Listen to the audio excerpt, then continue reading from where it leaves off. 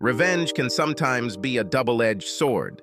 Handling it carelessly can cause the desired damage, but it can also cause harm to the person using it. In this case, we both suffered irreparable injury. In any case, no one gained anything from this except the lawyers. We both ended up looking like jerks, alienating most of the people around us. If I had it to do over again, I wouldn't have done what I did, but I probably wouldn't have married Jean either.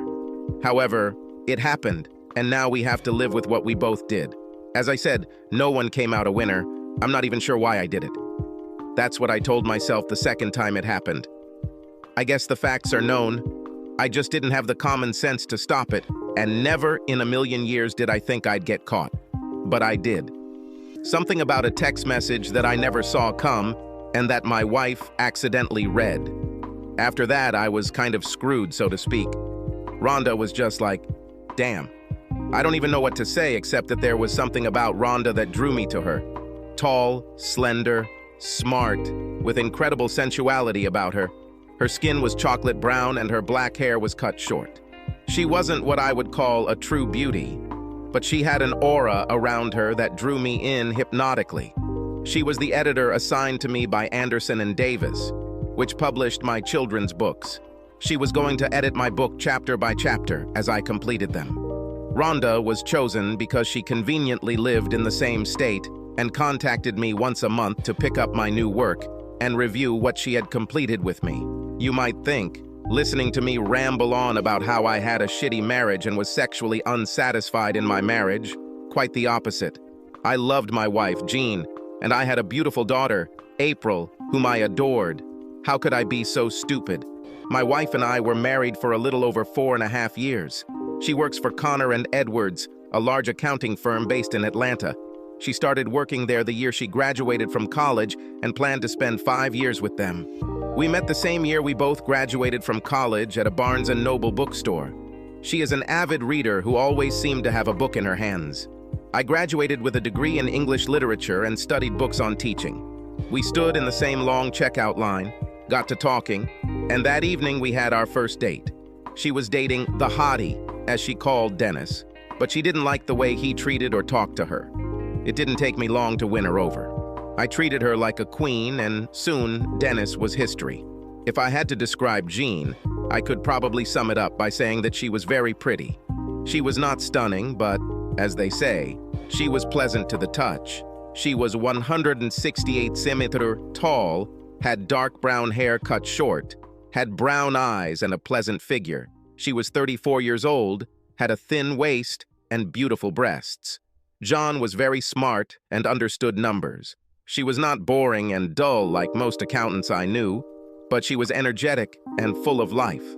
What in the world could make me cheat on her? I wish I could say I had an affair with her and she fell head over heels in love with me, but that didn't happen. We started dating and she just took over. She was the one who insisted on dating and then 6 months later asked where we were going with our relationship. I thought it was a match made in heaven. We were so alike, or so I thought. Steve, I think we should rent a place together. This is how the conversation began one evening. I love you, you love me, and damn, we spend almost every free moment outside of work together. We could probably save a ton of money by moving in together. She was right about that. Why don't we get married? Long story short, I proposed, and she accepted. She had tons of friends and hosted 3 wedding receptions and 2 bachelorette parties. Her new friends at work threw her a small bachelorette party, but the girls she grew up with and went to school with threw her a huge party at one of the local watering holes. Don't wait for me because I know I'll be late, she said, trying on her outfit. Maybe I should pick you up. What about if you're too drunk to drive? Anne is driving today, and the girls told me that we will have fun until the sun comes up. And so they did. I finally fell asleep just after 12, and when I woke up at 4 o'clock, she still wasn't home. I got up at 7 to go to the toilet and found Jean half-dressed on the bed next to me. She didn't move until 2 o'clock in the afternoon. Are you alive? I asked when she finally stood up. I'm not sure, but I think so, she moaned. You must have had a great time by the looks of you. She raised her head slightly and told me not to speak so loudly. and then rushed to the bathroom, where she vomited for a long time. 2 days later, she was almost the same again. 3 weeks later, we held a small ceremony with about 50 people in attendance, mostly close friends and family. Even though we did this before we got married, I think she tried to fuck me to death in the first couple of weeks after we got married and throughout our honeymoon. I wasn't at all surprised when she turned out to be pregnant, although she was probably already pregnant. A week before our wedding, I found an empty test kit box in the trash, but there was no test stick. After all, condoms weren't 100% reliable. Was I angry? Hell no. I was beaming at the prospect of becoming a father. Like any good dad-to-be, I attended prenatal classes with John and was in the delivery room when April was born. She was the kind of person every parent dreams of. She slept all night, hardly ever cried, and was almost never fussy. I read to her every night from the first day we brought her home from the hospital. I didn't care that she couldn't understand a word I said. It just brought me closer to her. Jean didn't object when I took charge of night feedings or when I changed her dirty diapers, but she drew the line when I tried to help with breastfeeding.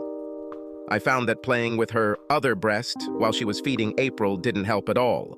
We did this a couple times a week almost until April was born. Even though our sex was pretty vanilla most of the time, every now and then Jean would let me go a little crazy, especially after she'd had a few drinks. After 2 glasses of wine, being blindfolded or having our hands tied to the headboard suited her just fine, and more than a few hot outfits kept our sex life fresh. When I told her I was thinking about writing a children's book, she was completely supportive. Even though I spent hours on the computer for months, she continued to encourage me. Finally, after many months, I finished my book, The Man in the Tree. Jean read it and said she liked it. I, on the other hand, thought it should be considered for publication. Pretty soon I realized that I was not Hemingway. Microsoft Word didn't even catch a third of my mistakes.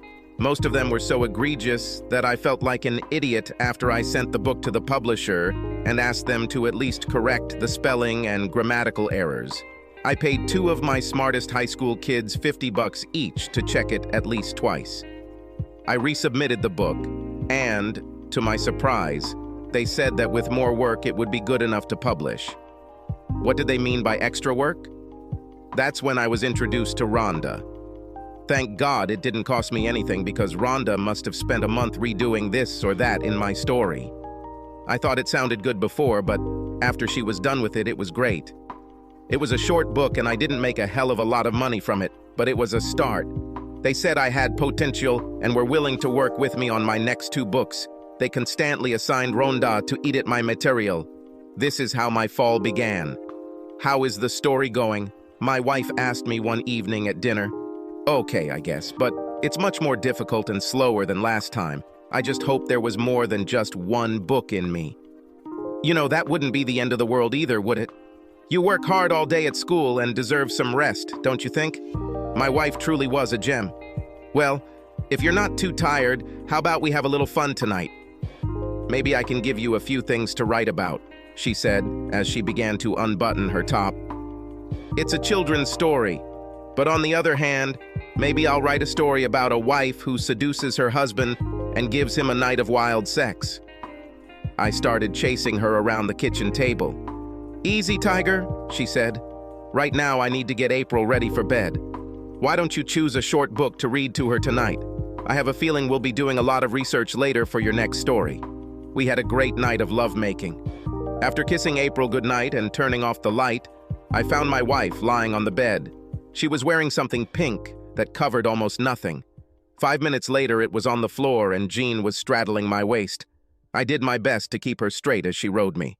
For the first time in a long time, we did it twice. The first time was unbridled passion, and the second was tender love. When I asked if she was ready again, she just kissed me and said, "Not in your wildest dreams. You should be happy with what you have." "You can't blame a guy for trying," I answered and fell asleep. When I was far enough along with my next story, I arranged to meet Rhonda at my home shortly after 4 o'clock in the afternoon. My classes ended at 3, and I was usually home by 4. I prepared my first 3 chapters and went through them again to see if I saw any obvious errors. My big problem seemed to be that when I read my own work, I didn't read what was on the paper, but what I thought I had written. So much for the fact that I am my own editor. Rhonda was at least 175 centimeters tall.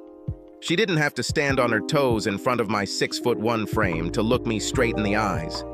We sat at the kitchen table, Rhonda flipping through the pages, making notes. That's when I first started to notice, or better yet, study it. She wasn't bony, but she didn't have an ounce of excess fat. She had big brown eyes, decent breasts, and long legs. After thinking about it, I estimated that she was about 30, but one way or another, I could be mistaken by about 5 years. And then it dawned on me. It was the one thing that drove me crazy whenever we were together and ultimately doomed my marriage. It was her scent. I really noticed this during our second meeting.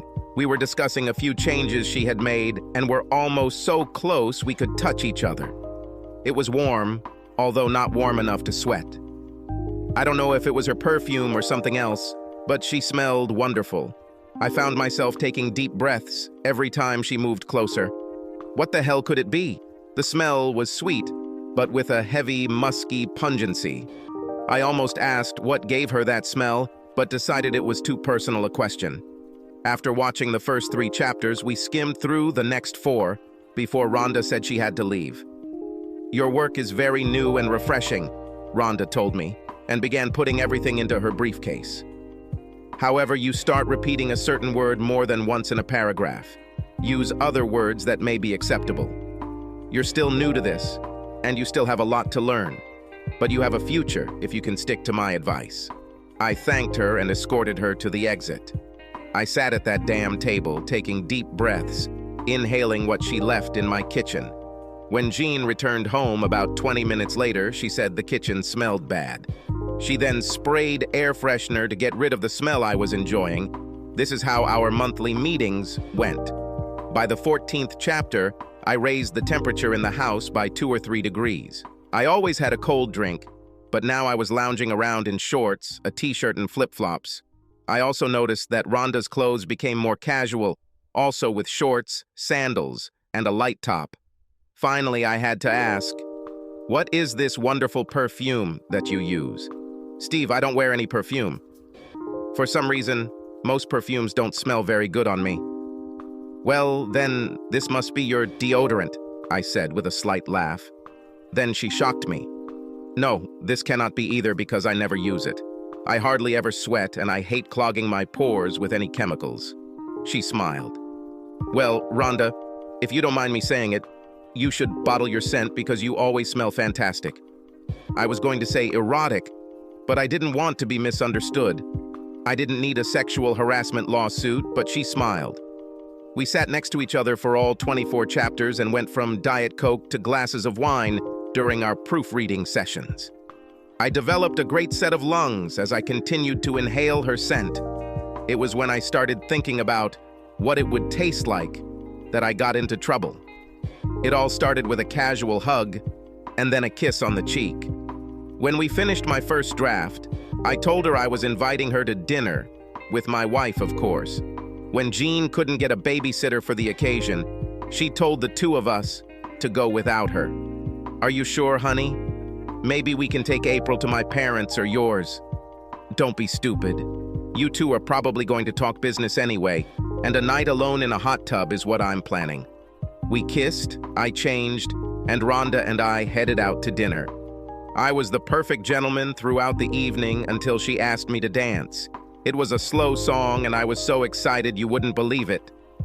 I held her close, closed my eyes, and for the first time I didn't think about Jean. She held me tightly to her, and I almost lost my composure when she smiled and licked my ear. "It's a small advance, Stevie." She played with me.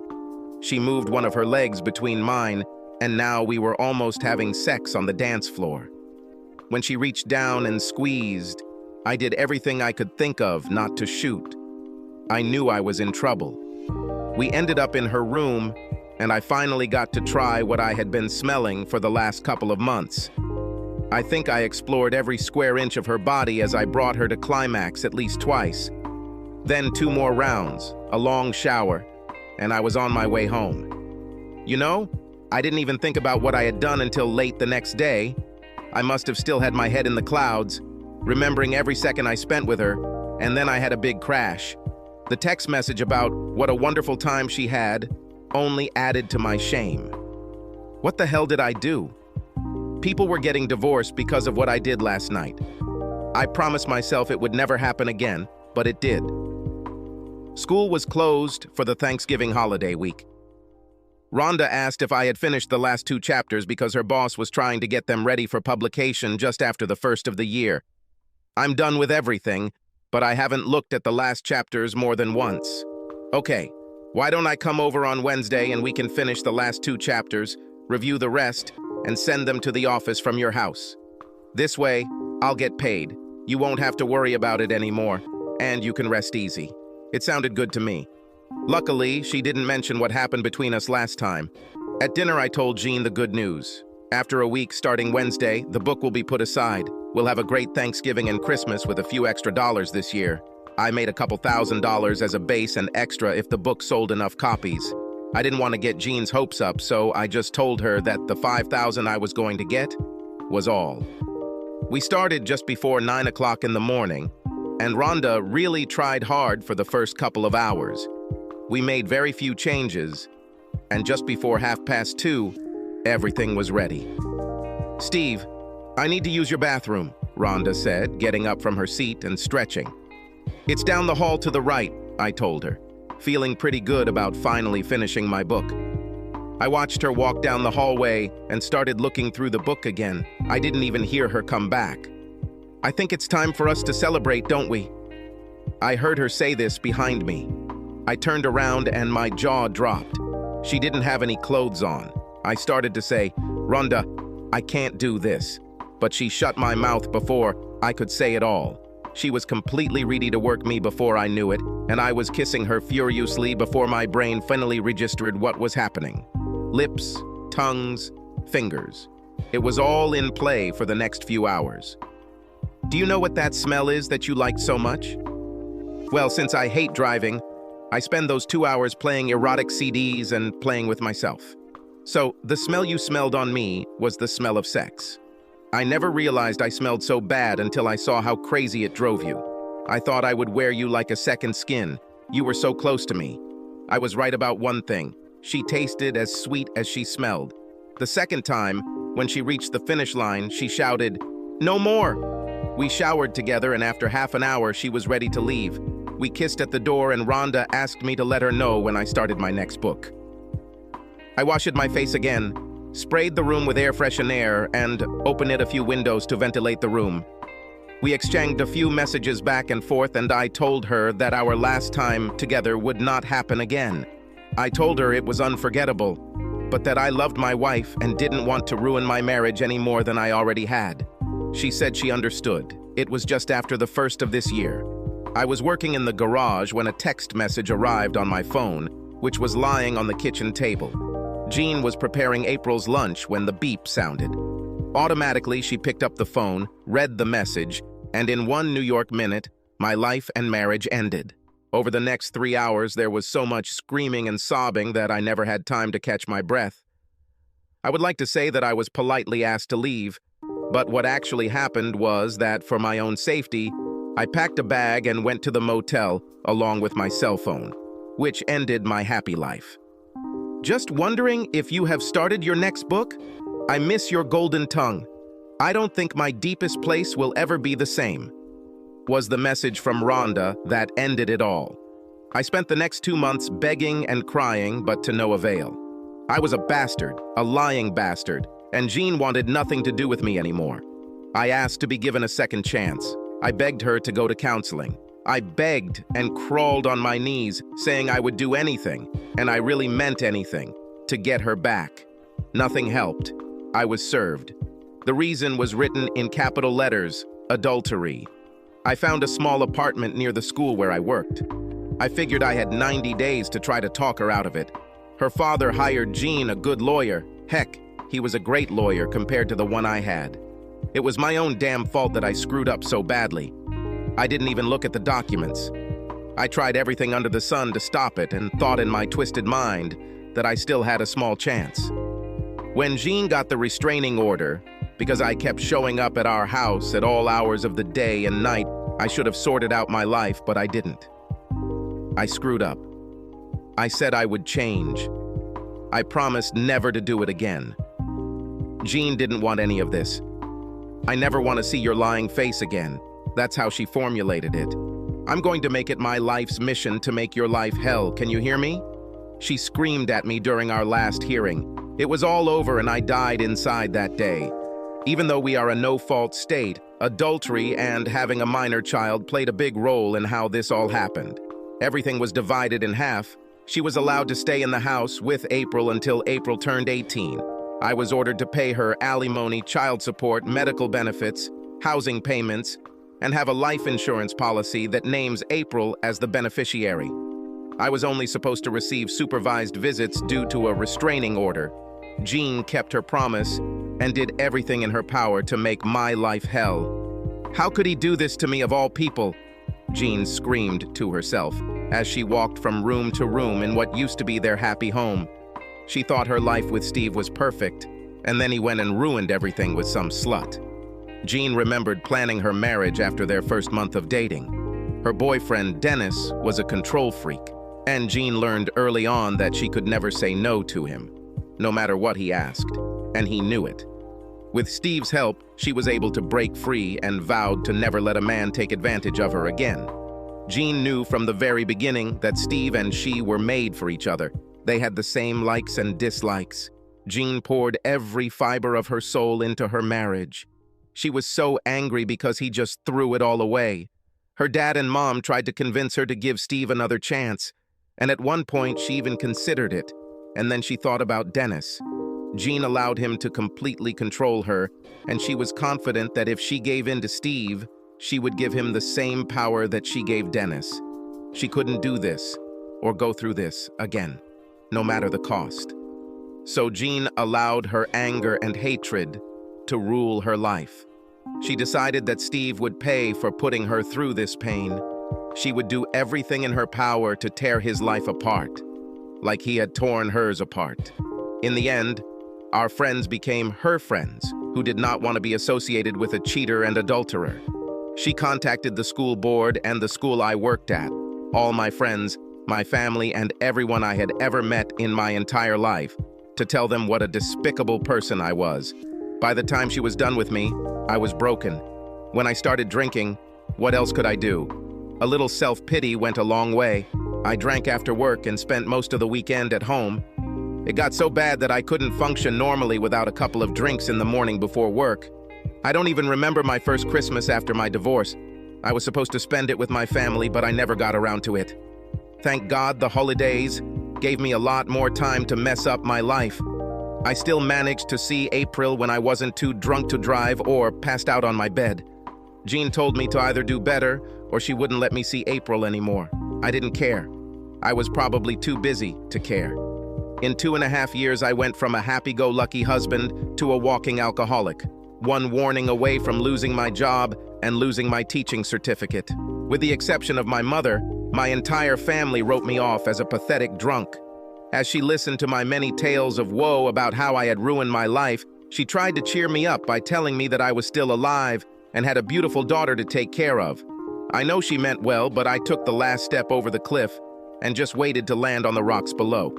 Then, within 6 months, 2 important events occurred that radically changed my life. And for once, for the better. Like every Friday night since I can remember, I was drunk as usual. I started drinking right after work, and when they stopped serving me at one establishment, I headed to another. The inside of my car looked like a garbage dump. I was grabbing something on the seat when it happened. One moment I was driving straight along the road, and the next moment I realized that I was flying over an embankment and going down the hill into a ravine. Was I wearing a seatbelt? Heck, I didn't do it for ages, hoping to kill myself and spare myself my own misery. Well, anyway, I was floundering in the car when it finally stopped at a large oak tree. My whole body hit the windshield and steering wheel. The pain was what finally brought me to my senses. Everything hurts. I was bleeding from my face or head, it's unclear. It was still dark, but at least there was a moon in the sky. My power windows weren't working. Luckily, the window on my side was more than 3/4 down. When you eat little and mostly drink, you lose a lot of weight, which worked well for me in this case. It took me a long time to get my sorry ass out of that damn window, and in the process I realized that I was hurt in more than just a few places, and it felt like my entire body had been run over by a Mack truck. I crawled up the slope on all fours, and by the time I could see the road, it was already getting light. I tried to stand up, realizing that my left leg was one of my problem areas. I continued to trudge towards the road. I have no idea how long I lay there before I see the first car. I raised my hand, but he drove by. "Bastard!" I shouted, pressing even further into the road. The next car almost hit me but swerved at the last minute to avoid hitting me. At the moment, I have nothing left. "Just do it, fucking hit me, you son of a bitch," I thought as I watched the next pair of headlights approaching down the road. They must have stopped, or at least called someone to get my mangled ass out of the way. I saw the light, heard voices, and lost consciousness. I don't remember anything that happened after that. The next thing I remember is people didn't start hurting me while I was trying to fight them off. Then everything became quiet again. It seems to me that I died.